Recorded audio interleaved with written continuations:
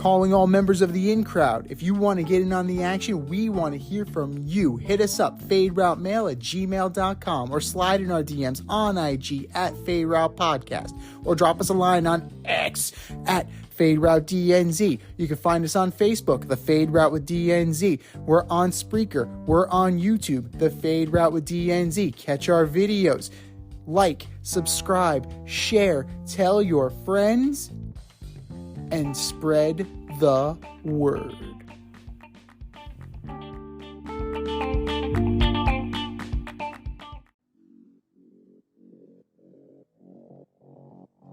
Coming at you from the Hey Yo Studios, it's the Fade Route with DNZ.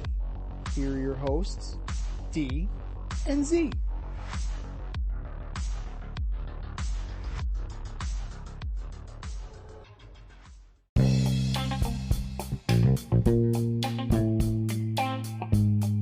Coming at you live from the Ayo Studio. Ayo.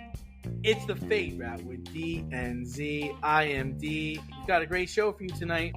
The Patriots are having trouble signing free agent. The Steelers make some moves at quarterback, and the New York Knicks are contenders. So we'll begin today's show with another one of Scott Boras's guys getting a contract. Blake Snell signed a 2-year, $62 million deal with the Giants, which includes an opt-out after his first year. Snell will now be part of a 1-2 punch with Logan Webb. So, Z, how far can the Giants go with Snell and Webb at the top of their rotation? Bang, bang. Well, in that Jorge division, Soler, and who they pick up? Chapman. and Lee from Korea, yeah. But they're in a tough division. Exactly. So, yeah. So I see them as being in competition for the second wild card spot. Oh, okay. That's So it's possible because I mean, when you're looking at these also Larry ranked, is also possible. I mean, lots of things are possible. Shit. You figure that you got the Padres in there. You got the loser of the National League East. You got, Padres who lost today on opening day. Whatever. So, couldn't happen a nicer day. It's a shame that Greasy Joe wasn't pitching. That's the only thing. They're saving him for the stateside opener. But, you have the Padres. Now that you have Dylan Cease, they're a little bit more of a contender. You have the Giants. You have the loser of the National League East, whether it's the Braves or the Phillies. The Mets are going to be on the outside looking in, kind of cuspy. You're looking at a team like the Reds. Can they make the jump? It's possible. You have the defending National League champion Diamondbacks, right? Like, nobody saw them coming. We could very well have a team like the Marlins, right? The Marlins seem to think that they are going to really be contending in the NL East. I'm shocked at everything that they're saying. I don't see it. I really don't see it. What they're, I don't like. Good. Yeah. Good. So good for them if they truly believe it. If they truly believe it. Hey man, everybody's 0-0 today. Not anymore. Not anymore. That's true. Not anymore. But I mean, Snell at the top of the rotation with Logan Webb, it definitely gives you a pickup. It lengthens the rotation, which is good because you didn't have a lot of length in that rotation. And I mean, the one thing is that he does have an opt-out, right? So how long is this? This is a 1-year thing, and then he's going to hit the market again? 100%. Like, what is going to happen here? Because Scott Boras completely overplayed his hand, and this is very reminiscent of the NFL. What were we talking about? Like, these guys aren't going to have markets. You have The only difference I'm going to say is, hey, man, he's getting $31 million this year. I mean, hey, that's not too shabby. I understand it's a 1-year deal or a 2-year deal, but that's not so bad, Z. That's not so bad. 31 mil for an average season of him is 13-10 with an ERA just above 3. So you're looking at 3.2. even at his low year, right? If you get the best of him, he's hitting the market. The worst of him, he's going to stay. He's hitting the market. He's hitting the market regardless. There's no way he's staying. No way he's staying because he wants to get paid. This, like I said, he has earned his stripes. He's won the Cy Young Award. He's gone to the World Series. The problem is, the knock on Blake Snell is nobody wants to give him a chance the third time to the order, and he leads the league in walks. He walks a lot of guys. That's a problem. He walks I believe it's 4 batters per 9 innings. It's a lot, dude. Yeah. That's the knock on him. And so I disagree with you in the sense that he ain't going to stay. He's opting out. They're all the Forest's guys are going to opt out. Everybody wants to get paid. All right. He's an 8-year veteran. You know how many good years he's had? 2. Yeah, I was going to say 2. $31 million for 2 good years. Like, that's absolutely insane. It's absolutely ridiculous. And I mean, he makes the Giants better, but I don't necessarily I don't think they're going to be world beaters after this. And if they're out of it, he's not going to finish the season there. They'll trade him. They'll absolutely trade him. Every contract is tradable. Every single contract is tradable. The Astros were kicking the tires on him. You're telling me if the trade deadline comes around and the Astros are close and they need a pitcher, they're not going to go get him? I don't know. I feel like there'll be better pitchers out there, right? I don't know. Not necessarily. We don't know yet. Like who wants to? I don't really know. I don't know if that's true. Who would you rather have, Snell or Bieber? I think Bieber's hitting the market. He's hitting the market at the trade deadline. He's hitting the market too. Wouldn't you rather have Bieber? He's younger. I think has more arbitration control. It's going to cost you more. Here with Snell, I just have to worry about eating money. If I eat enough money, I don't have to give back a top flight prospect. That's the thing. Like, Spencer Jones was the balking point in the Dylan Cease trade. Arguably, Blake Snell is better than Dylan Cease. So, if the Yankees can somehow, if the Giants are in the tank and the Yankees are kind of hovering around and they're just kind of in the conversation, and it doesn't require Spencer Jones because we're going to eat 75% of that contract, we're gonna take the financial risk, then by all means, the Giants are going to pull that trigger. Or again, like to quote Little Big League, we'll find somebody dumb enough to take you. The Angels, they wouldn't pony up the money. If they're kind of hovering and they're kind of in the conversation, they demonstrated last year that they're willing to pull the trigger. Now, it blew up in their face because Giolito's gone, Lopez is gone. It did not work. But I think the Giants are going to be decent. They're going to be relevant. I just don't know. I don't think he takes them over the hump. To me, he's not a difference maker. He's a Cy Young Award winner. I don't see him as a difference maker. Like Cody Bellinger, he's a former MVP. I don't see him as a difference maker. What the hell? We'll see what kind of Cody Bellinger we get this year, right? Precisely. These are huge question marks, and I don't blame teams for not paying up. Yeah, I know that Major League Baseball, the MLBPA is imploding right now. And Tony Clark is kind of fending off the player reps because they want this 33-year-old guy who renegotiated the TV deal. They want him to be on for negotiations for the new CBA. They need to get Kirk Cousins as agent to negotiate that shit. That guy could seriously negotiate 2 states in Palestine. I mean, dude is career earnings for Kirk Cousins with 1 playoff win is more than Tom Brady with 30? Exactly. 24, whatever it is. And you can argue that Blake Snell actually has done more than Kirk Cousins has because they were, think about it, Kevin Cash boneheadedly took Blake Snell out of a game where he was cruising. Yeah. And, the Rays could have a World Series under their belt, but c'est la vie. Yeah, I mean, the only thing I would say is I do think this makes the Giants better, and I do think that Snell and Webb are a good 1-2 punch. Just think about the ERA alone. Like you said, both of them have an ERA just above 3. So, and they can pitch, they can deal. I don't know maybe they take the training wheels off Blake Snell, because maybe that's part of the deal. It's like, guys, you got to let me pitch. Like, let me pitch. Let me play. Like, because if you're not going to give me a contract, like, I got to work for another contract. So maybe this is the year where he gets his walks down and he gets through the order multiple times. I mean, he's a strikeout guy. He does get people to strike out. He doesn't miss time either. He pitches, man.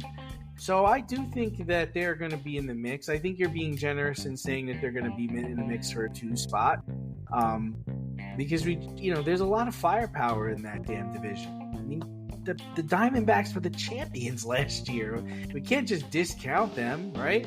We got to imagine that they can bow and pony it up, and the Dodgers showed what they can be. I mean, you can't pitch anybody in that damn lineup, and even though Machado went 0 for 3 today, the Padres are still potent too. So the Diamondbacks are going to get everybody's best shot this year. That's the thing. Oh yeah, the Diamondbacks, they're circling that, right? You guys want to talk shit? Yeah, we got you. We got you circled on your calendar. Exactly. Avoid messy accidents. Get better stopping power with your brake pads. Callahan brake pads. You never know when you'll be driving in the road and there will be a truck tire that you need to avoid and save your family. Callahan Auto. We really care about what's under your hood. But there are plenty of other things circled on the calendar, like the New York Knicks. The New York Knicks took care of business Monday night, beating a healthy Warriors team 119-112 in California. The Knicks led wire-to-wire Z for their 11th time this year, which is tops in the NBA. How are the Knicks doing this without Julius Randle?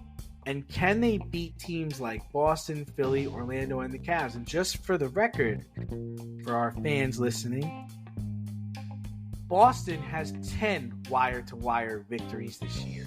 So the Knicks, not only are they number 1, and number 2 is Boston. Well, how are they doing this? It's the Jalen Brunson, Josh Hart, Dante. It's the Nova Cats, man. Like they are coming. You don't think it's the Thibodeau show? You guys are gonna just keep playing, not taking any of you out? That's the problem. That's what worries you. you. Hart played the whole game like a last week. Like he played all 48 minutes of the game. I feel like. That is what you have to worry about with a Tom Thibodeau team, and we saw it with the Bulls. Right? He took a team that was young and hungry, and he ran them into the ground. Just because he just played them and played them and played them and played them and played them. Seasons are long. Now, I'm not advocating for load management. I am advocating for you using the length and breadth of your roster. That's something that Tom Thibodeau in the past has not done. And that continues to give Knicks fans pause. Because how short is Tom Thibodeau going to make this rotation in the playoffs? Now, Mitchell Robinson is coming back. Julius Randle's coming back.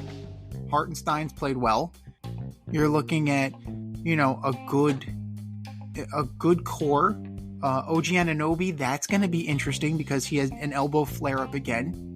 Like, what's that going to do for the Knicks? Josh Hart played all 48 minutes on Monday against the Warriors. That's going to, that if continued wire-to-wire is going to bite you in the ass.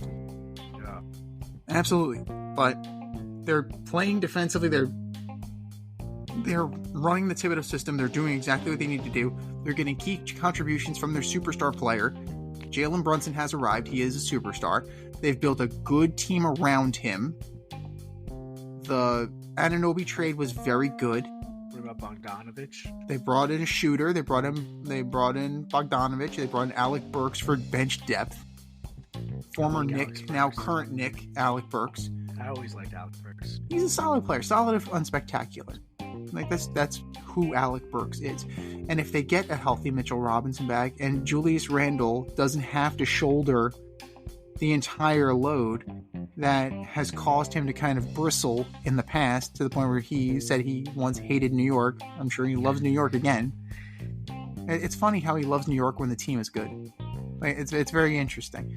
I find that very interesting. But the sky is the limit, man. The sky is absolutely the limit. This is the most excited you could be as a Knicks fan in a very long time. They didn't make the flashy move, right? They didn't make the Carmelo Anthony trade. They made smart signings. They added depth. They're getting deeper. They're getting whole. Does Thibodeau get an extension? I would say so. I think Rose get an extension? I would say so. They've built a solid core. Like, maybe they're one player away. Maybe they need one more player. But I think that they're trending in the right direction. And I think that they're going to be a problem. Because when you look at Philly, they're barely hanging on. Right? That's an issue. Boston is Boston. Orlando's going to be an interesting matchup. They're young, they're hungry. But I don't know how that translates to the playoffs. We've seen young teams spit the bit. Yeah. So this is the most tested Orlando's been in a very long time. And the Cavs are there. The Cavs are a tough out, but they've been there, done that. The Knicks have gone through that. So you have to have a little bit of hope if you're a Knicks fan right now, because you got that taste, right? You got the taste. You got that 94 vibe. You got the Knicks, you got the Rangers. You're starting to get that feeling, those butterflies in your stomach. You're starting to get those. You're starting to get those summer '94 vibes again. You're starting to believe. Belief is a dangerous thing sometimes, but this team actually warrants belief. Boston 31-3 at home. Jesus Christ. 15-1 in their division. Oh my God. For fuck's sake. Like, I just wanted to say on the record, I had this. I said Kristaps Porzingis was going to be the difference here. I'm sorry, did they raise the Larry O'Brien yet? They award that now? No, but I just said that they were going to be very good in the season. I didn't say they were going to win a championship. I just thought they were going to be a very good team. That's all I said. No. I also want credit when we were interviewing with Rich and George. Like, I said that the Knicks were going to be a good team this year, and I kind of got scoffed at. So, that's true. I did scoff at you. Yeah, scoff this. But I just worry about they need OG. They need that dude. To me, he's more important than Julius Randle, because we really don't know what kind of Randle we're going to get back, right? Like, they don't know how that shoulder's going to hold up. They don't know the condition is he going to be ready to play basketball, right? And I think the worst part about it, Z, is like I'm just really worried about the first round. Like, I don't think you want to play a Cleveland in the first round. And I don't think you want to play a 76ers team with Embiid in the first round. Without Embiid, 100%, yes.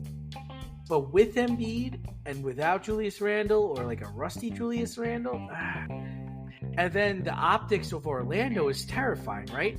As good as the New York Knicks are, they have the same record as the Orlando Magic. That's fucking scary, no? And then, I think the Pacers have fallen off, but I don't think they want to play a Heat team with Terry Rozier and Butler. I don't think they want to play that team. So I just think it's going to be like a roller coaster. Like, I really was thinking about it today while I was at work. I was like, man, do I want to really bet on the Knicks to win the championship? And I'm like, do I want to give myself a heart attack? Because that's what that's going to be like, because I'm just not sure. Like, I'm just really genuinely not sure about any of it. Like, come on, Z. We can both say Celtics should be in the conference finals, right? We should say that the Bucks should be in the conference finals. But the Knicks, I don't know. And even if they got there, let's say they got to the conference finals, let's even say they got to the NBA finals. Now, waiting for you on the other side is a Nuggets team, a Thunder team, like a Clipper team, potentially a Dallas Mavericks team. Like, it's just, that's the thing, is like, Could it happen? Yes. Will it happen? I don't know. And this is the same thing that happens every year. It's injuries, and injuries are 100% a part of it. But come on, dude, this guy hurt his shoulder this bad to be out this long. Jalen Brunson's playing out of his mind. They got OG, who is really good defender. Now he's got elbow flare up. He's gonna miss some more time. Mitchell Robinson. And then you go and get Bogdanovic, who he's not assimilating. You hope he assimilates soon, but he's not. And then Alex Burks is Alex Burks. So it's like, I don't know. I wouldn't put my money on it.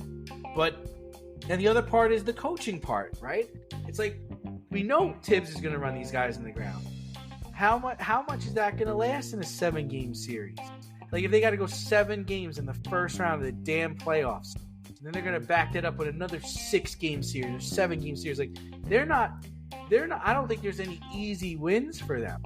But I'm proud of them because it's very impressive to go into Golden State where Klay is finding his role. Draymond's playing well. Steph Curry's playing well and beat those guys. Those guys are champions. And you went into their place and you beat them. And you scored over 112 points. Bravo. So I'm looking at this scenario here, and it doesn't... At the current standings, I think this is what we're going to get, right? You have 7, you have the Pacers, you have the Heat at 8, you have the Bulls at 9, and you have the Hawks at 10 in the play-in tournament. I got to say, you're looking at Heat Pacers. Those are the teams that are coming out of that. All right. Pacers against Celtics. Okay, Celtics move on. Heat Bucks in the first round? That's a pick'em, man. Yeah, that's a pick 'em. Exactly. That's a pick 'em. That's an absolute pick 'em. So there is a possibility. There's an absolute possibility that the Knicks move on. The Knicks draw the Celtics in the second round. It's possible. It's within the realm of possibility. Which they actually do match up very well against the Celtics. Yeah. But if you're going to be coming off of a 7-game series and then go play those guys who've only lost 3 games at home all fucking year, right? You're going to have to eclipse that most likely. You're going to have to beat them twice at least at home. Yeah. You can't just win all your home games and carry this out. And the thing is maybe the injury bug gets them, but they still have two elite players, even if Porzingis is out. So the answer is, yeah, I do think they're contenders. I just don't know how long they're going to be contenders for. I think it's hard with the way Thibodeau coaches his guys and the way they play. They play hard. They play so hard for this man, and they're loose ball, scrappy. They play defense. Nobody plays. These guys play defense. Yeah. At some point, you're gonna have to beat a superstar, and I don't know if they can beat a superstar down a superstar. Defensive scheme, you could possibly steal a series against a superstar, right? Shooters, you go cold in a series, if anything can happen. So it's within their own possibility. Now, if you're looking at it, more than likely, you're going to go chalk in the first round. The Heat Bucks thing, it's a possibility, but more than likely, it's going to be 1, 2, 3, and 4 advancing. Because that's the NBA. That's the NBA. That is the NBA. Yeah. You're right. It is. So you draw the Celtics in the second round. It's a possibility you draw either the Cavs or the Bucks in the conference finals, and then you're waiting for the Nuggets. That's a tough road, man. You're absolutely right. Right. And that's where congratulations, you've got to the NBA finals, and now the Nuggets are waiting for you. Right. Oh, great. This is the group of death. This is it. Can't wait. No. Can't wait. But keeping basketball show today. Luka Doncic and the Mavs had an impressive win over the weekend, beating the Nuggets 107-105. In the closing seconds, Kyrie Irving cut through the foul line, shot the ball with his left hand, and beat the Nuggets as time expired.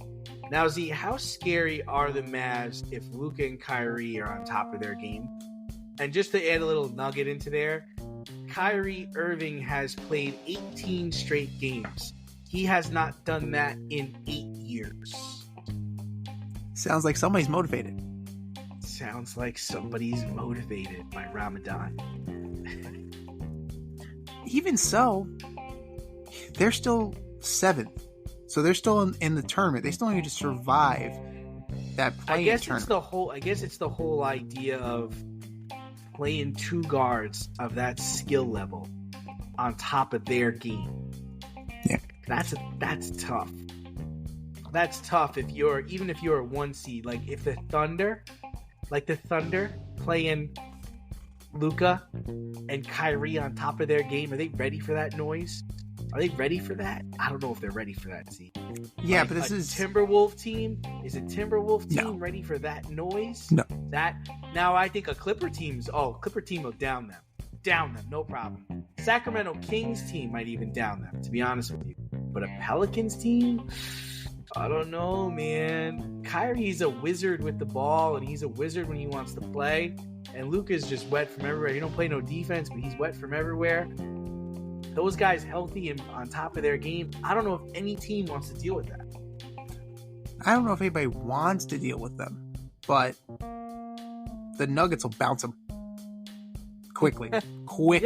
Quickly. Yes. Oh, yeah. Clap him back. Absolutely smack them. They're going to get clapped. Oh, yes. The Thunder will get challenged, but I think they'll win in 7. Just because I think the Thunder are just a better team. All the other scenarios, Minnesota's going down. No, Minnesota, I don't trust Minnesota. I don't, even without even with Karl Anthony Towns, I don't trust them. I just don't trust the Minnesota Timberwolves. You're looking at the Clippers. Kawhi plays defense, man. Like you at least, forget it. Forget it. Oh my God, no. And even pull PG-13. I mean, come on, he does. Yeah, he plays he's a very good player. He's always been a very good player. He's not a playoff player. He's not a clutch player. No. He's a very good player. Now, you also have a little issue. The Kings possibly, but the Kings are the 6th seed. That's going to take a lot of machinations. If the Kings and the Mavs face off, something has gone really wrong in the Western Conference, to where the top 5 teams have been eliminated. So we're really looking at the play-in tournament for now. Can the Mavericks knock off the Suns? Yeah. But can the Suns knock off the Mavericks? Also, yeah. You're looking at... The only thing I'll say about the Suns is that KD is really shouldering a lot of the load right now. If you watch their games, they're looking at him. He's taking the majority of the shots, and he's a walking bucket. I mean, 1 foot out of the car, he's a bucket. 2 feet out of the car, he's a bucket. He's a walking bucket. Like, that's what he is. But at 34, 35 years old, he's being asked to do the same things he was doing when he was 27, 28 years old. And I don't know, and I don't even know what that team looks like next year, because I don't know if they can bring him back. I don't know if it's worth it. I just don't know. I mean, I just think that,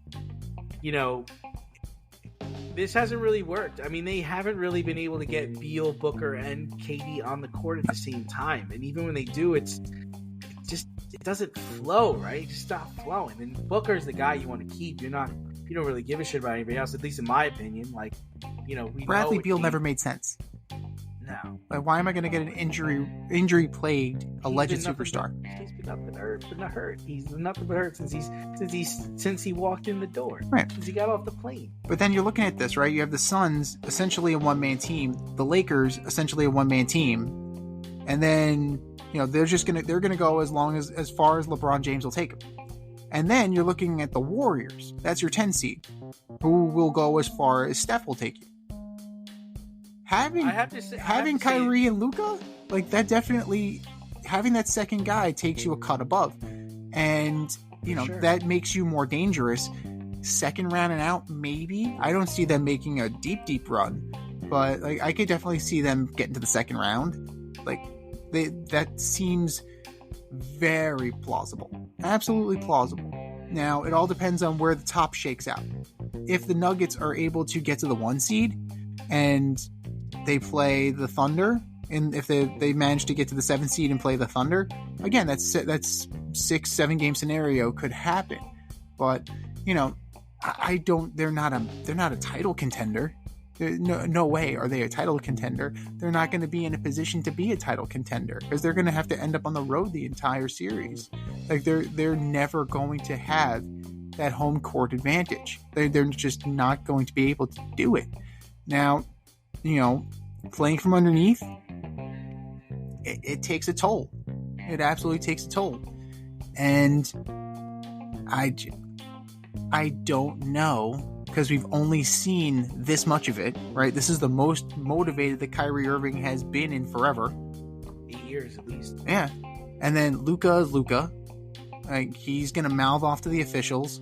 He's not going to play any defense. You already talked about that. Like, he's a scorer. That's what Luka is interested in. That's what he wants to do. Like, you shut him down, you know, that's a problem. That's an absolute problem. So, I mean, they're scary, but, I mean, they've been handled. It's not like they're at the top of the division. It's not that they're top of the conference. They've been able to handle them all year this year. So, if they have something left, and if somebody else on that team wants to stand up and be that third guy, go ahead. Have at it. Have at it, Haas.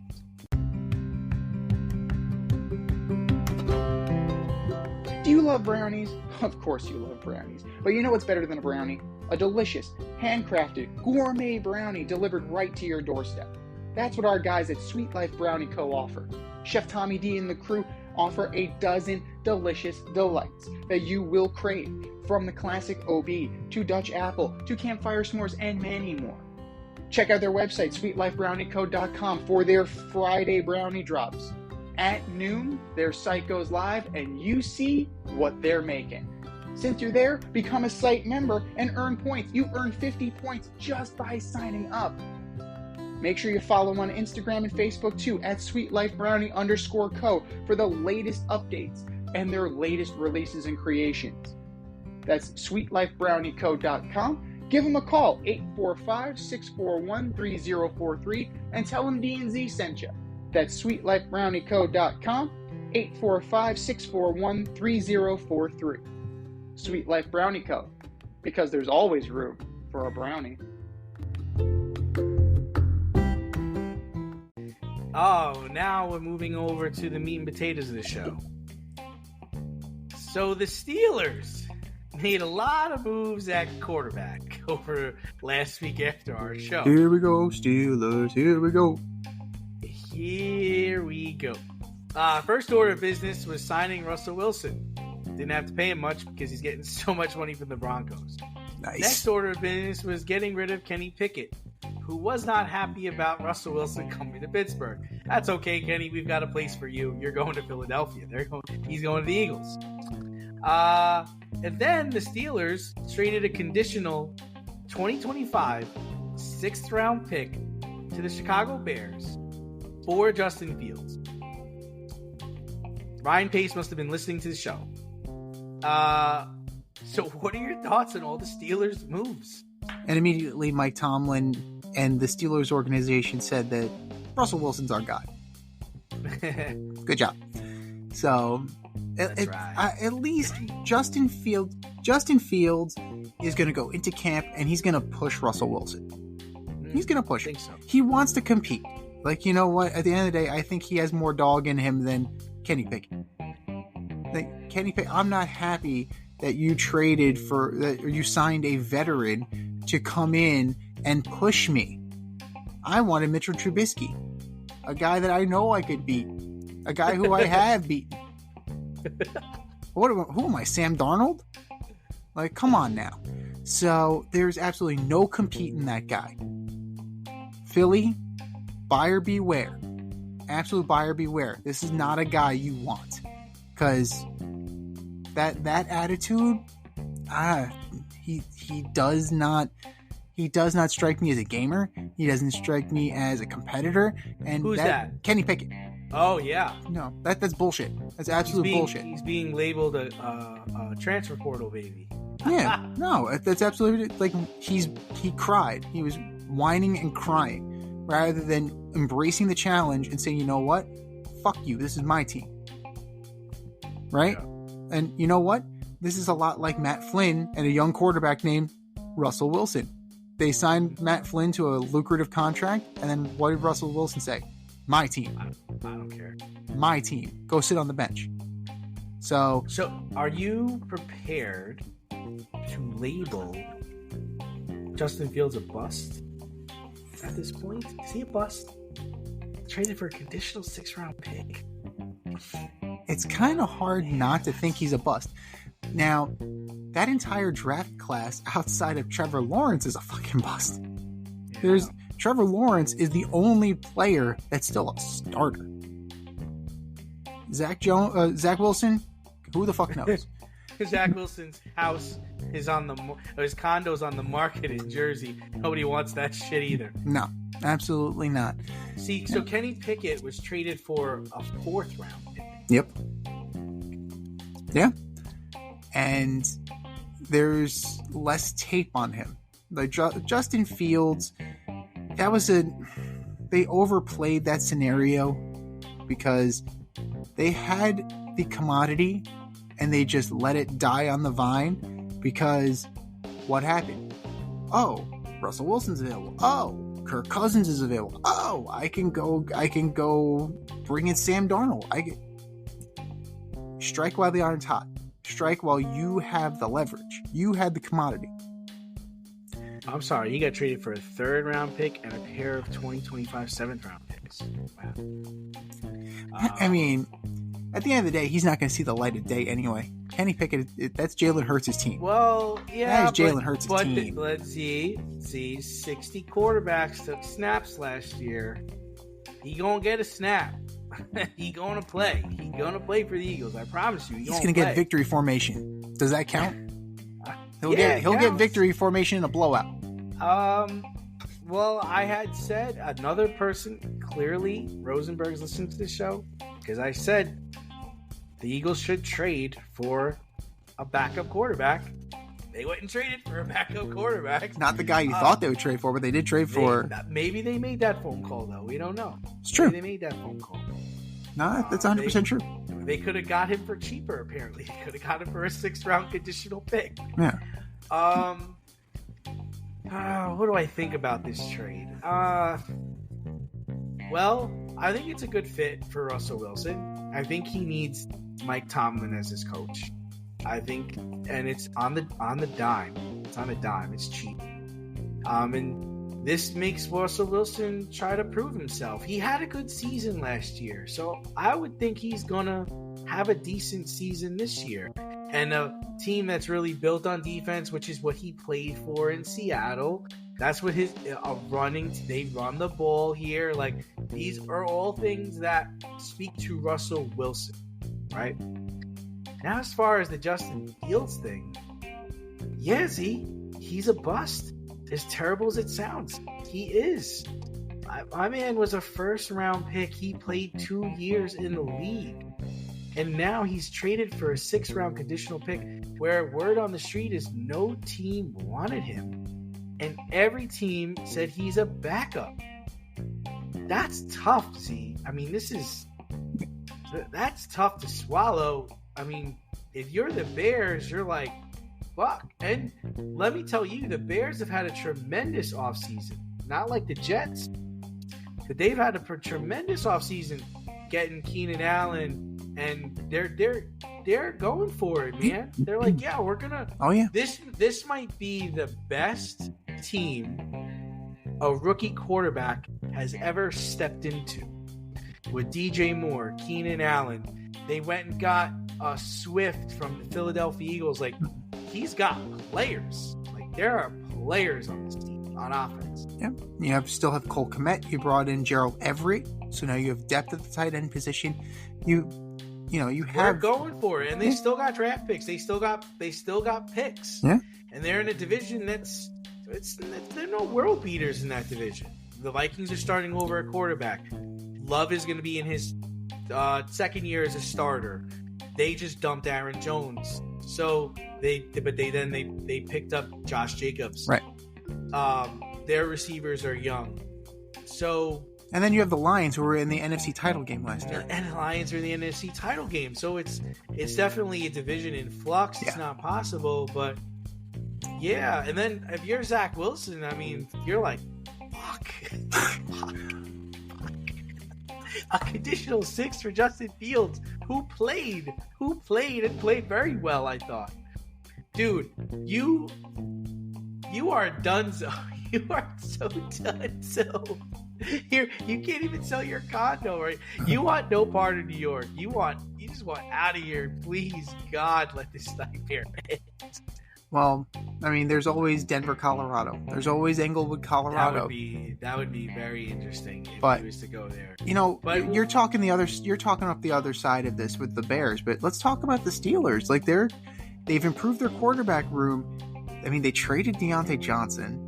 Like they didn't get better, right?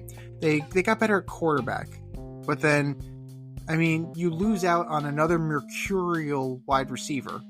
Right, that's a third mercurial wide receiver. AB, Juju, now Deontay Johnson. Like, skill position wise, you're kind of where you were, slightly less talented. You have a better quarterback. Do you? They went and got the guy from the Ravens, right? Patrick Queen. I think. They brought in Patrick Queen. They did. They gave T.J. Watt some help, but did this team get better? Did this team go from barely squeaked into the playoffs to fuck yeah, we're making the playoffs? With a healthy Joe Burrow coming back, with Jerry Jeudy going to the Browns, and another year of Deshaun Watson maybe more comfortable in the system. And then, of course, the Ravens. The Ravens are the Ravens. It's always the black and blue division. Somebody told me Mark Andrews went to a different team. Is that true? I don't think so, but I can look that up. But I mean, I don't know. I really don't know how much better the Steelers got. They definitely got a better quarterback. Yeah, no, he didn't. He still is. Their quarterback room is better, but when all things are considered and everybody is healthy, that's a last place team. That's still a last place team. So they need more. Looking at the talent, well, they did make the playoffs this year, right? They lost to Buffalo, I think, in the first round. They did, but here, wait. They did. However, we both know that was the Cleveland Browns spot, and technically it was the Jacksonville Jaguars spot that they fucking choked. So it should have been the Browns, because the Bengals should have been in the playoffs, because Joe Burrow should have been healthy. Like, ifs and buts and candies and nuts and all that stuff. It was a very fortunate scenario that Joe Burrow got hurt. You actually protect Joe Burrow. They brought in Trent Brown. They brought in Orlando Brown. What can Brown do for them? Yeah, hopefully keep Joe Burrow healthy. I'm starting to get worried about Burrow. This is 2 years of him not playing, man. Like, straight up not playing at all. No, I agree with you. I think looking at the talent, like just looking at rosters, looking at talent, they're definitely last in the division as far as talent goes. But Tomlin's been there 20 years. Yeah. He's got to coach the players he has. He's got to figure it out. My suggestion would become, you're going to become a run-first team. You're going to try to dominate on defense. You still got Mika Fitzpatrick. You got Patrick Queen now. You've got TJ Watt. We're going to play defense. We're going to beat you 20-13. We're going to beat you 16-13. We're going to beat you 16-10. Like, that's what we're going to do, because they're not blowing anybody out on the outside, and their running back has been okay the last couple of years. So they still have a lot of work to do, but I like the moves that the Bears made in the front office, and I like the moves that the Steelers made in the front office last week. One front office that's not doing so hot, Z, is the New England Patriots. Word on the street is they're having trouble signing free agents. They have a ton of cap space. They have a new head coach, but they don't have a quarterback. And they also have an owner that seems unwilling to spend money. Could you see the Pats trading back in this draft? Or are they going to draft a quarterback and build around the rookie guy from LSU? LSU, North Carolina, Michigan, whoever. If they draft J.J. McCarthy, they're definitely drafting back. There's no way in hell they're drafting J.J. McCarthy at 3. But this is part of the downfall of Bill Belichick. Yeah. You brought in Gerard Mayo, well respected throughout the league. What's his nickname? Little Bill. He's Is baby it really? Belichick. So they hired Belichick Jr. And not Steve Belichick, like that creepy mullet guy. No. They brought in a guy who's similar in temperament, similar in attitude, and that rubs people the wrong way. It rubbed players the wrong way, and that's why guys that were supremely talented couldn't hack it in New England, right? The vaunted Patriot way. The Patriot way was lauded until they started losing. So, are they going to draft a quarterback? They should, right? They have to do a hard reset on this franchise. Drafting Mac Jones set them back.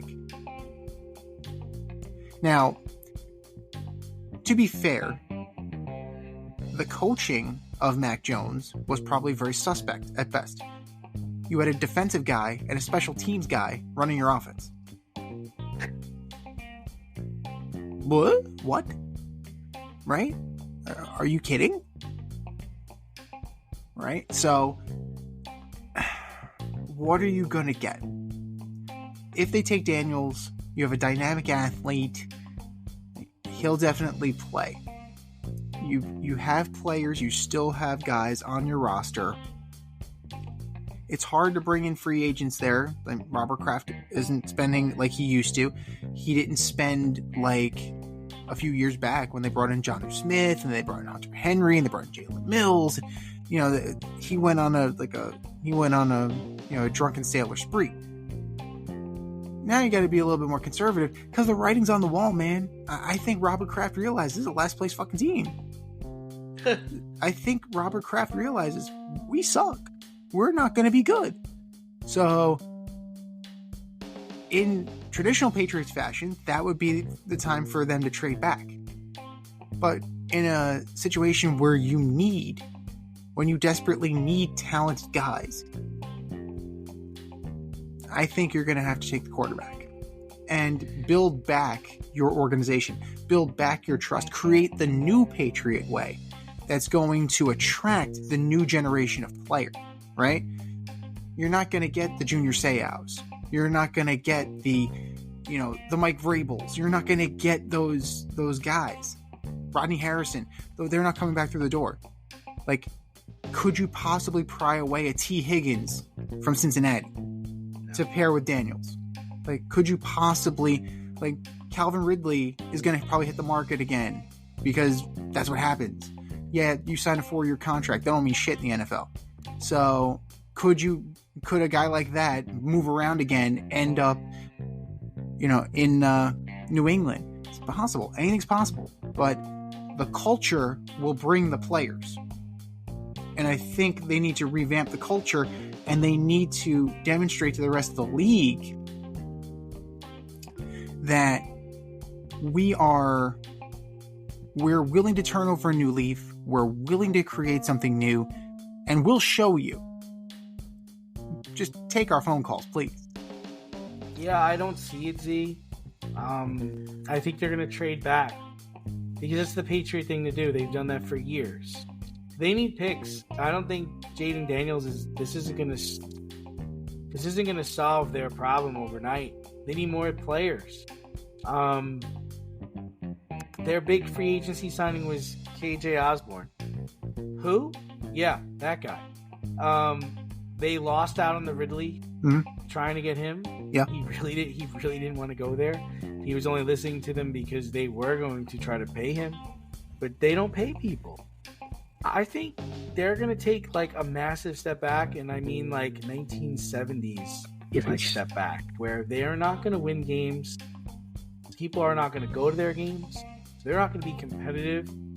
I think this is what the Kraft era, this is how it's going to finish. This is how it's going to roll out.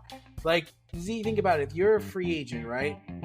What would attract you to go play for the New England Patriots? Why would you go there right now? They've got a rookie head coach.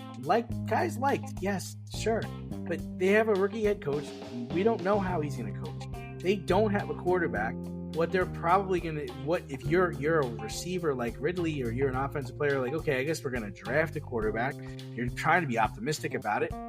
that just means you're going to suck next year because there ain't nobody they're going to draft that's going to make them over 500. No.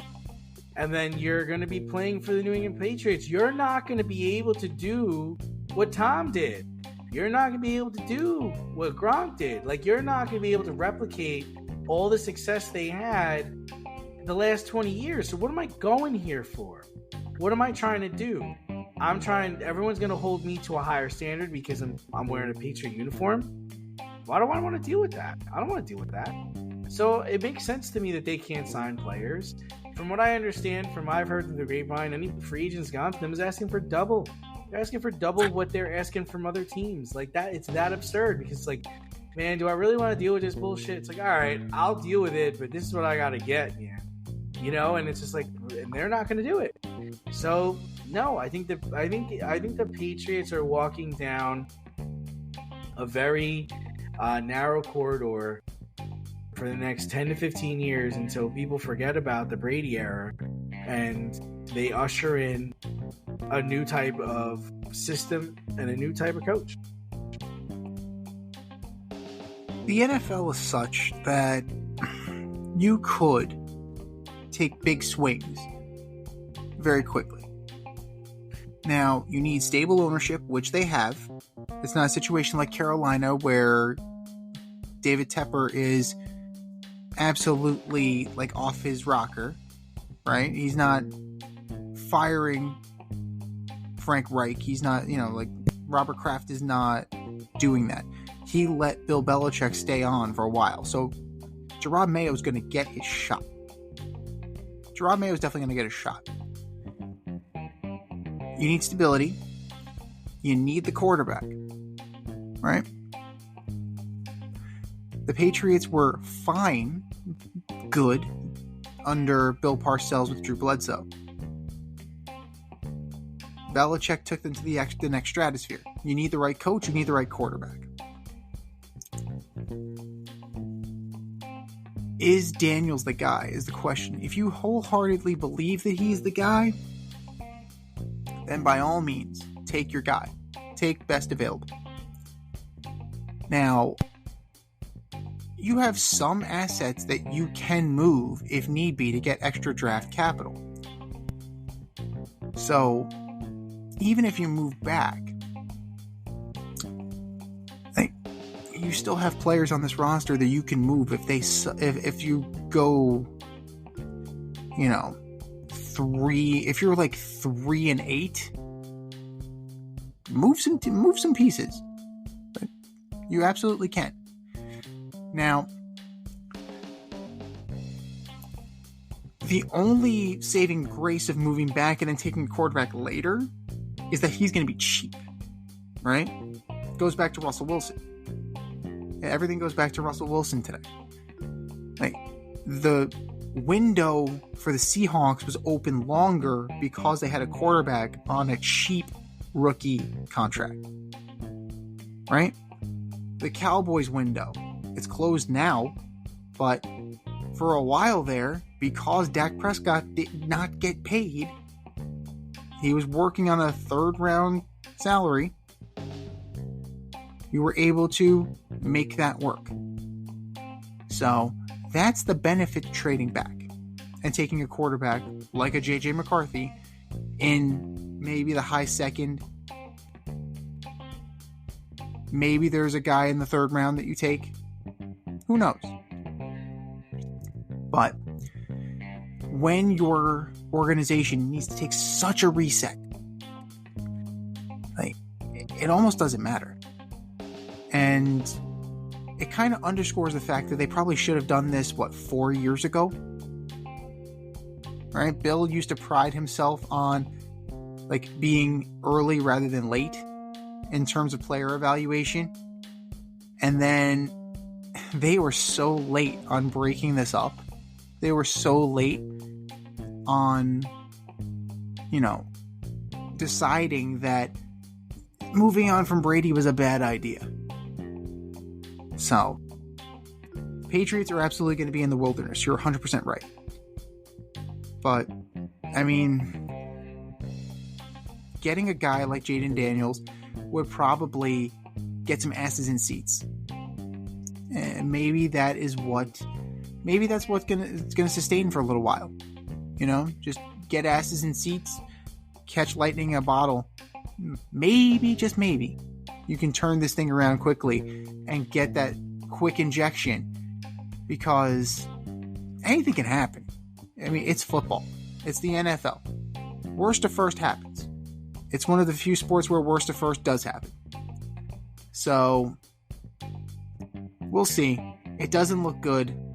There needs to be a little bit of image rehab.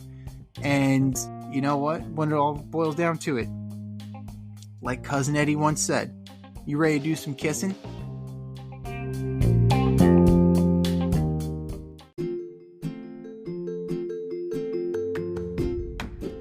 You can't help but smile when you see a balloon. The simplest occasion is a party. Westchester Pop Stars, located in New Rochelle, New York, offers balloon styling and decor for all life's events. Birthdays, anniversaries, weddings, showers, school and corporate events, store openings, or just because. Westchester Pop Stars takes balloons and shapes them into works of art, creating decorative installations for your special occasions. No event is too big or too small, and their custom personalization service is top-notch. Westchester Pop Stars is a private studio, quickly expanding. In-person consultation is by appointment only. Send an email to westchesterpopstars@gmail.com for more information or to schedule an appointment. No need to hire an event stylist. All you need is balloons. Currently servicing Westchester, Putnam, New York City, and Connecticut. To find Westchester Pop Stars, search for them on Instagram, Facebook, or Google.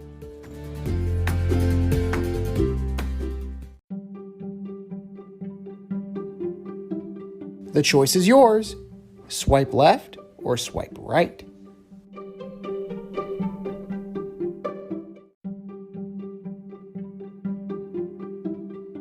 All right, boys and girls, especially my online dating fans, we have some statements, and we either swipe left or we swipe right.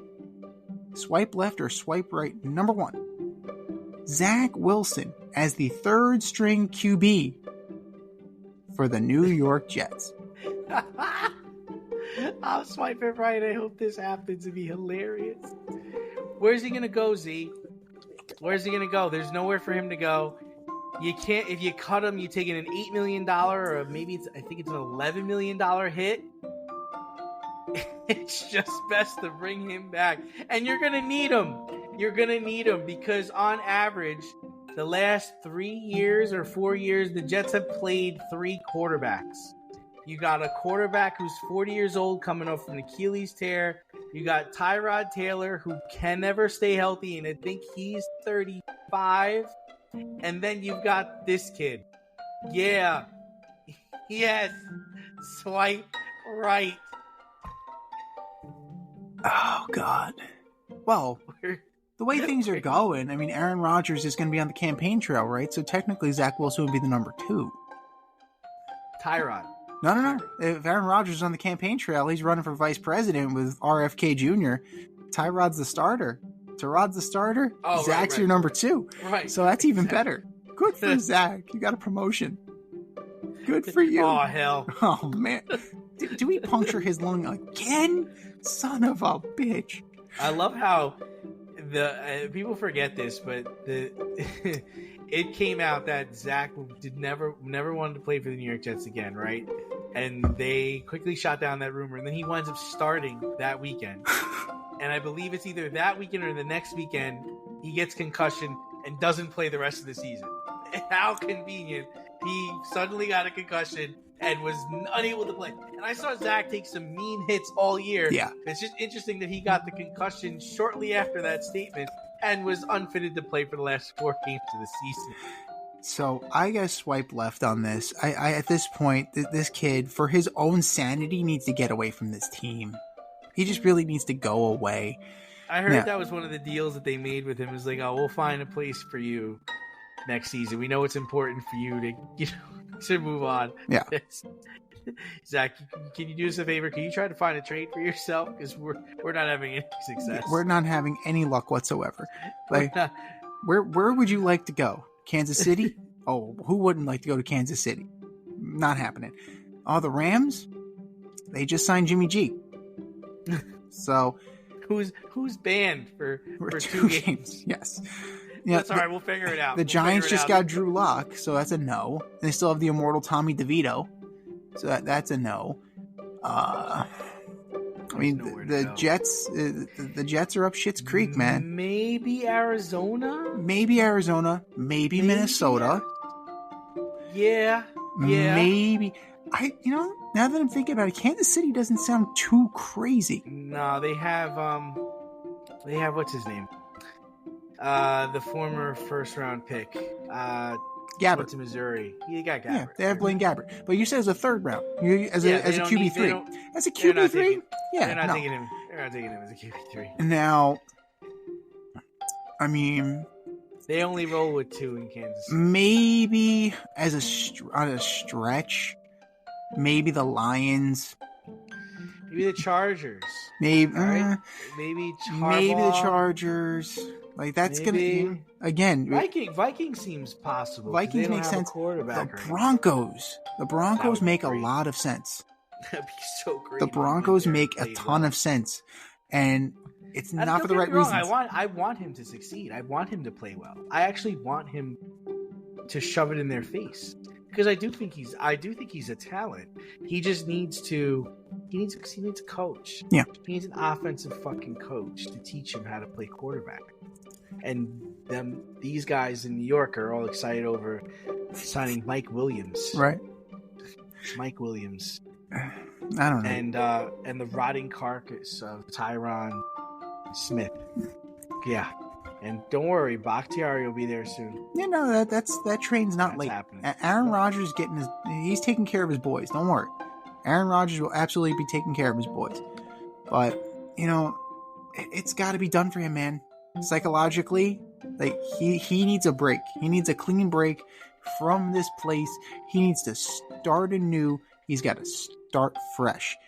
And if you're going to hide out in witness protection in terms of that, like the witness protection program of the NFL, go to the Carolina Panthers. Like, there you go. It's the NFL equivalent of Siberia.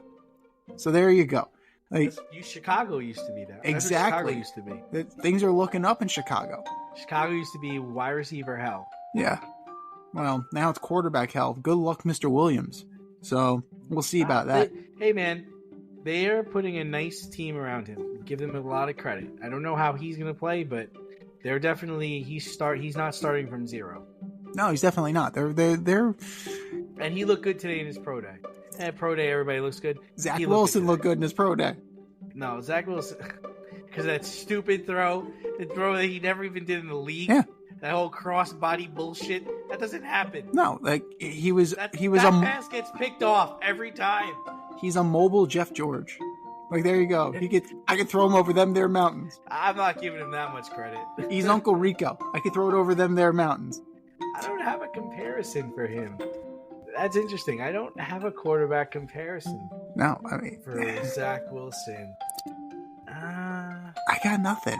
Spurgeon wins. Jesus Christ. Giovanni Carmazzi. Oh, Jesus. We're rolling deep here. Oh my God.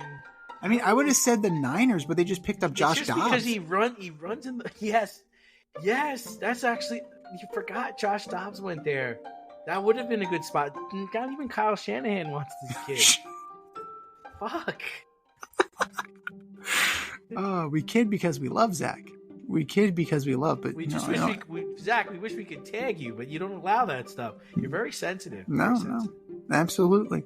I mean, they beat the Eagles. The Eagles and Steelers beat them to it.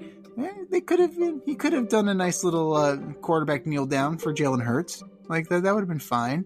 I mean, he can go back up Marcus Mariota. Go to the commies. Go back up Marcus Mariota in Washington. Why not? Like, I mean, who are they going to take? Drake May at number 2? Okay, sure, fine, whatever. I wouldn't be surprised, Z. I really wouldn't be surprised if they try to trade up. Because what'd you get Cliff Kingsbury for? You got Cliff Kingsbury to coach Drake May? No. That doesn't work. That don't work. You don't want that. Drake May don't want that. No. Drake May doesn't want that. You don't want that. Caleb Williams will want that. Caleb Williams will want that. And he's local. So it makes all the sense in the world. They're going to try and move heaven and earth. To get off of that. Those Robert Griffin III trades. Which is why I think it was smart that the Bears did this move now. Because now you're ready.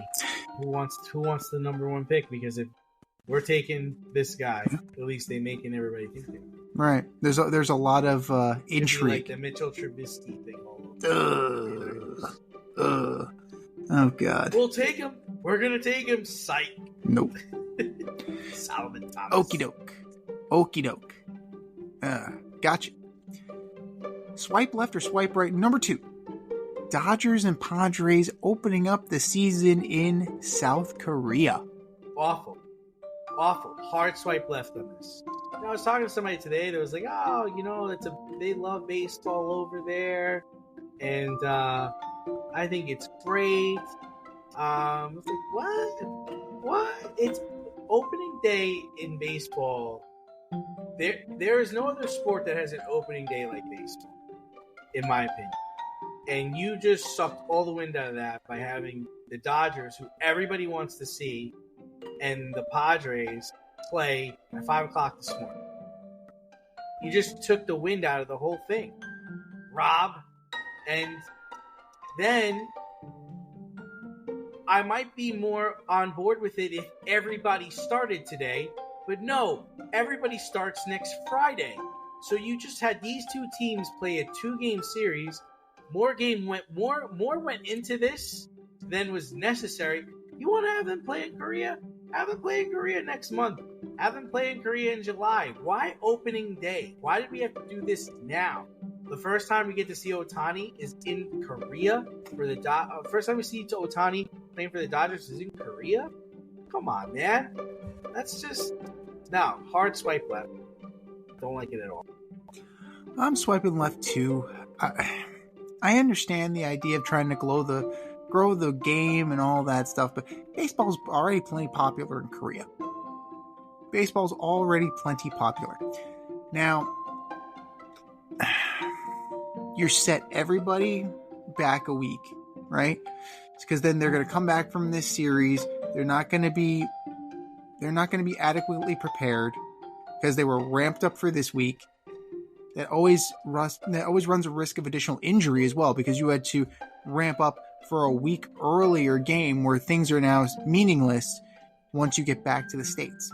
Because you'll have your series, and then what? You're going to go back to spring training?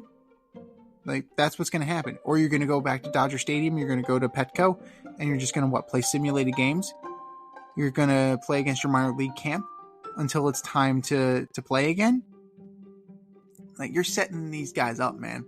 Now, the saving grace is that it was a good game. You're looking at 5-2, right? Glasnow pitched well, 5 innings, 2 runs, 2 hits. So it's exactly what you want. He finished the game. He finished healthy. He finished his time healthy. Didn't leave with an injury. Unlike the whole Ohtani thing, you see that his interpreter got fired. Apparently some massive theft. So to handle gambling debts. Yeah, I mean, what the hell is going on? Baseball loves the sound of that. Yeah, so the first day, opening day of the new season, we have to fire your translator. I heard Ernie Bickerstaff from the Cleveland Browns, their head coach, has been getting threats from gamblers about the way he's coaching his team. That doesn't surprise me whatsoever. Like, gambling is pervasive in in our culture now. It's a huge way about it, but throwing off players' routines, throwing off their body clocks, exposing them to greater risk of injury, it's just not worth it. Yeah, they put a beating on Team Korea. Both teams, I believe, beat Team Korea before they met each other, and whoop-de-doo. Now, get them back stateside, and let's get this show on the road. Because ultimately, this doesn't really do anything for me. I remember when the Yankees played the Rays at the Tokyo Dome.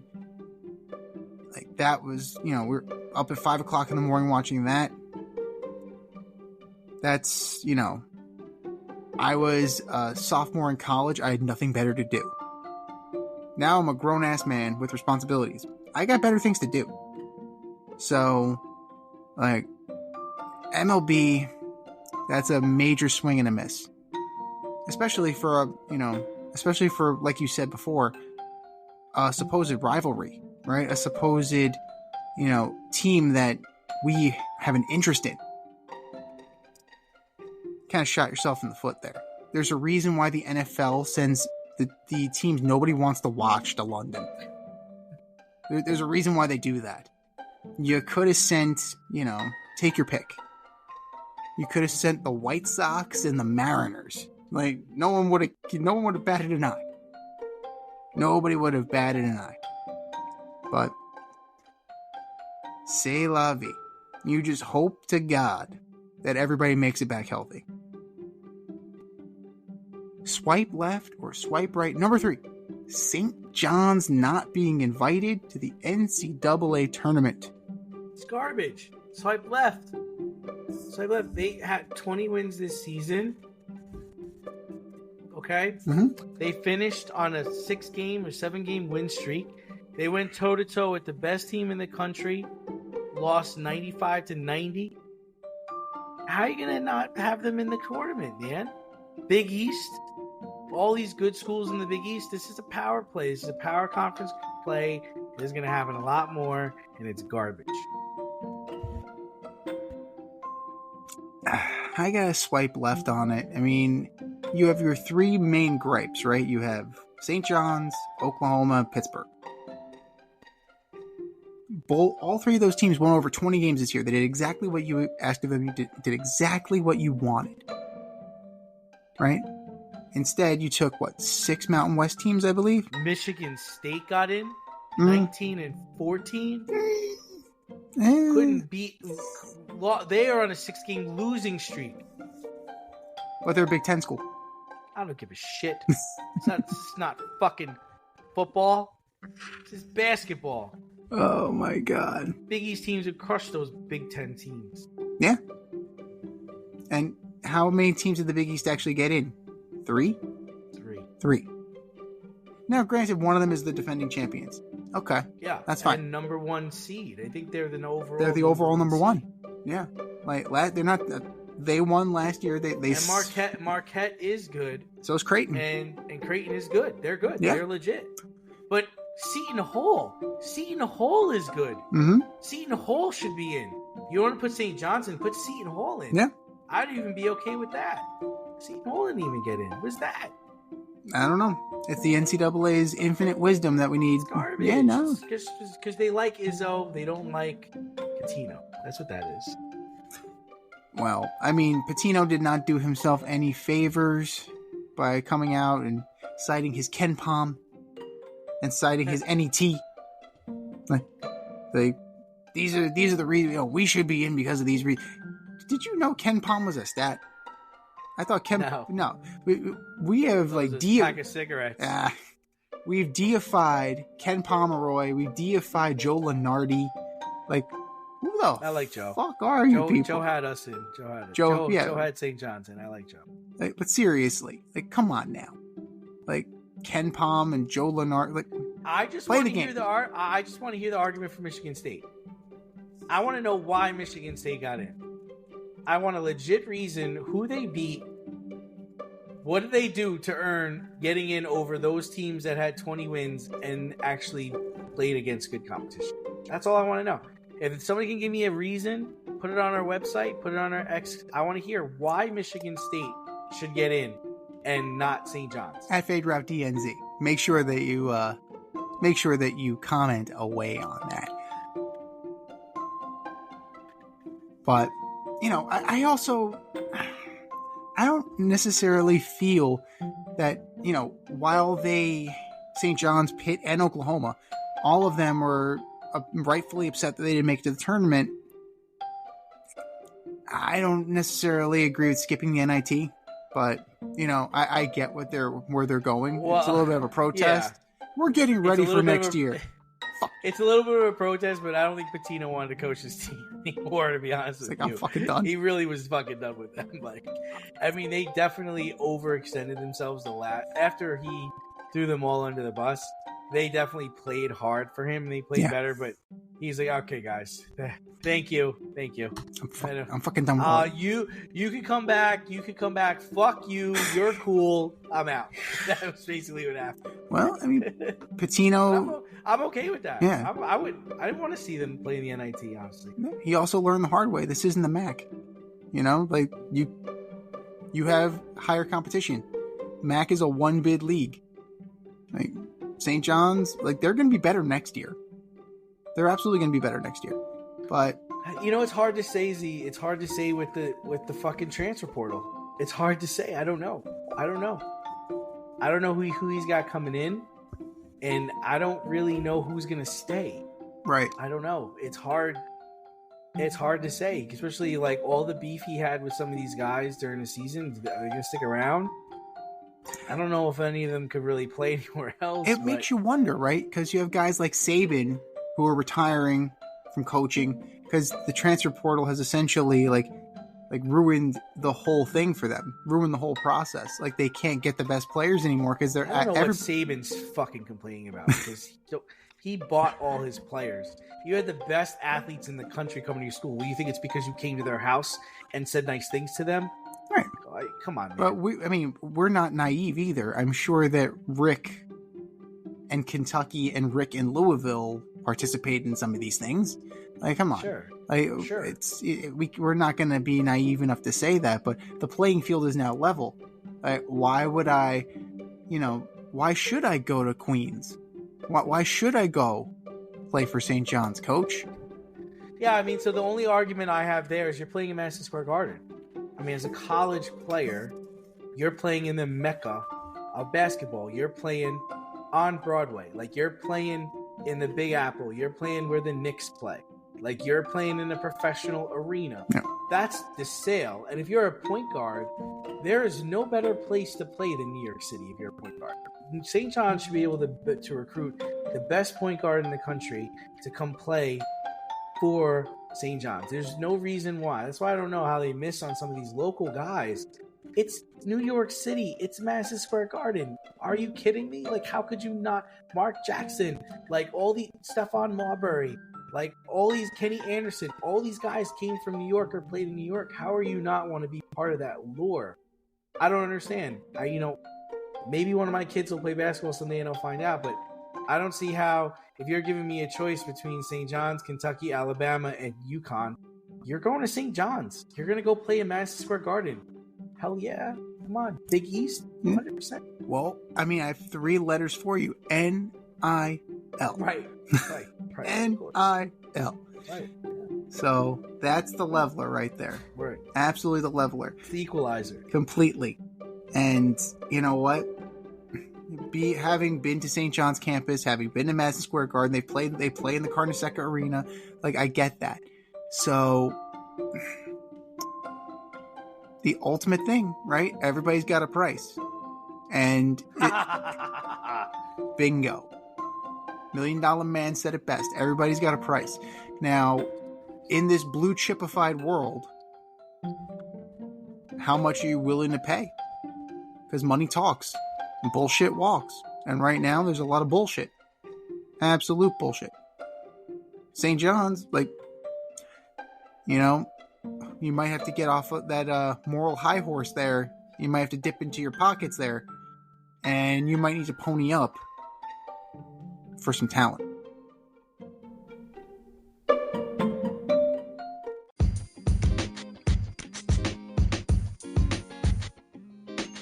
Your favorite podcast has its own merch line now. Go to the Fade Store with DNZ.com today for all your Fade Route merch needs. I'm talking tank tops, t-shirts, sweatshirts, like yoga pants, we got those too. Like some cool accessories, we got those too. And we're not done yet. We have so much more planned for you, but check out what we have today at the Fade Store with DNZ.com.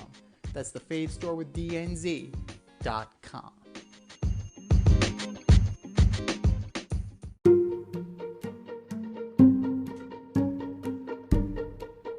The Fade Store presents the Alleged Superstar of the Week Award.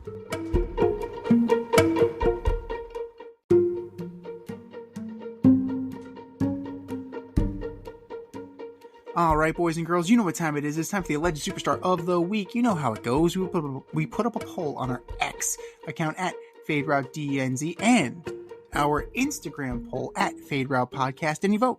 And you vote, and you vote, and you vote. And the winner of said vote gets a shout out on this here show and takes home the coveted ass trophy. And do you know who took home the coveted ass trophy last week, D? You don't. Narrowly, it was Tiki Barber. Narrowly, Tiki. Narrowly. Over the New Jersey refs. So he narrowly beat out some high school refs. Good job, Tiki. You're dead to me. But that was last week. This is this week. Who are your nominees for Alleged Superstar of the Week, D? All right, first up, I've got John Collins, center for the Utah Jazz. Man, you are a 14-8 guy, but you also were the first round pick you're coming out of Wake Forest. And dude, how do you get posterized by Anthony Edwards like that, man? You can't let that happen. You gotta put a hand up. You gotta get out the way. You are forever in the lore of one of the greatest dunks of all time. John Collins, you are my alleged superstar of the week. Number 2, the NCAA Selection Committee. St. John's finished the season with 20 wins, ended the season on a 6-game win streak, and went toe-to-toe with the best team in the country, losing 95-90. And you chose to leave them out of the tournament in favor of Michigan State, that garbage. And then you also leave out Seton Hall. You also leave out Pittsburgh. I'll throw them into this mix, in Oklahoma. So NCAA Selection Committee, you are my alleged superstars of the week. And last but not least, LeBron James teaming up with JJ Redick to do a Mind the Game podcast. What? You haven't even gone on Draymond Green's podcast, and you haven't come on our podcast yet either. Seriously, dude, you're going to start a podcast with JJ Redick? That's like Michael Jordan teaming up with Austin Crocier to do a podcast. JJ is not in your league, brah. You could do better. LeBron, do better. LeBron James, you are my alleged superstar of the week. Zeke, what do you got? Good choices. All good choices. Mind the Game podcast. Garbage. JJ Redick giving rep to his name.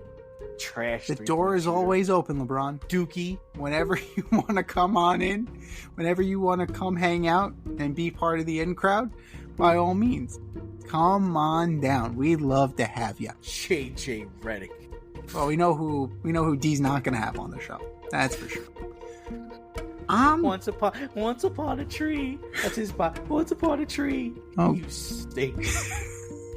Tell us what you really think. No, go ahead. Keep going. Mind the Game, where we're going to talk about basketball. It's so in depth. It's so good. LeBron's on the Couchcast too. How'd you trick him into that? Jeez. Oh, Jesus Christ. LeBron, you're better than that. JJ fucking Redick. Speaking of better than that, I thought this guy was better than that. Turns out I was wrong. Kenny Pickett preferring to go elsewhere after the Steelers brought in Russell Wilson to start. Have some compete in you. Come on now. Go in there. See, just for a second, how did that all go down? I heard you guys traded for Russell Wilson. I want to be traded. No problem. We'll trade you this afternoon. Sounds good. Thanks, Kenny. We'll let you know where you're going. It's like, Coach, I've been thinking about it. I'm not really comfortable with this situation. I'd like to be moved. Okay, good. Because we already did. Problem. What? We kind of figured you wouldn't like this. So we already took the liberty. And I hope you don't mind. Congratulations. You are a Philadelphia Eagle. You're staying in state. Congratulations. Get the fuck out of my office. Jesus Christ. The only thing that would have been more apropos is if you were like, okay, we're going to the Dolphins. You can have the same career trajectory kind of as Dan Marino.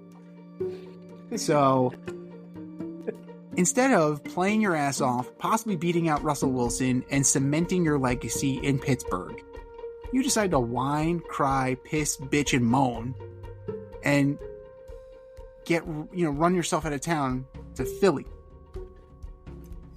So you're guaranteed no playing time unless Jalen Hurts gets injured. And if Jalen Hurts gets injured, that season's pretty much fucked. So, there's that, Kenny. How little do you think of yourself as a player? How little do you think of your talent that you couldn't beat out 35-year-old Russell Wilson, who has first good season in forever? Do better. Just do better. Kenny Pickett, you are my alleged superstar of the week. Number 2, Dan Hurley. Coach, my man, what are you doing? You get baited into a tech by a fan during your Big East semifinal matchup with St. John's.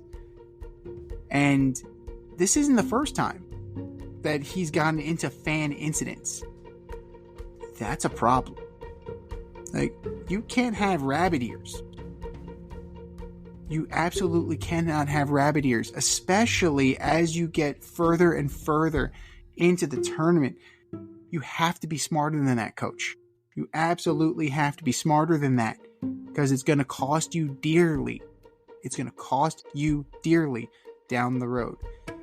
Danny Hurley, you are my alleged superstar of the week. And then last but not least, Ipe Mitsuhara.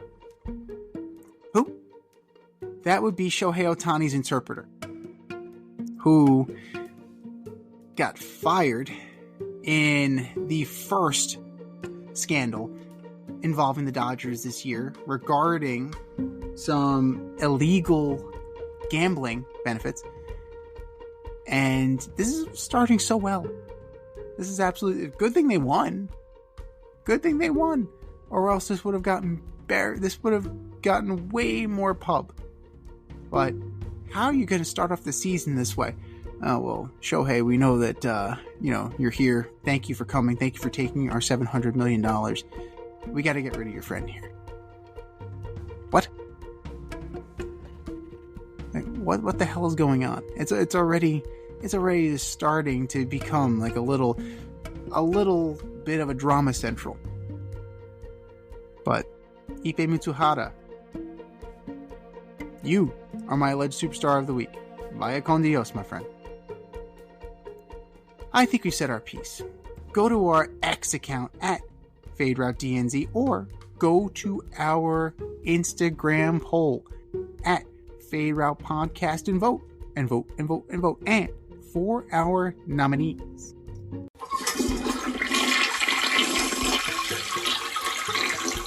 Just do better, boys. Just do better.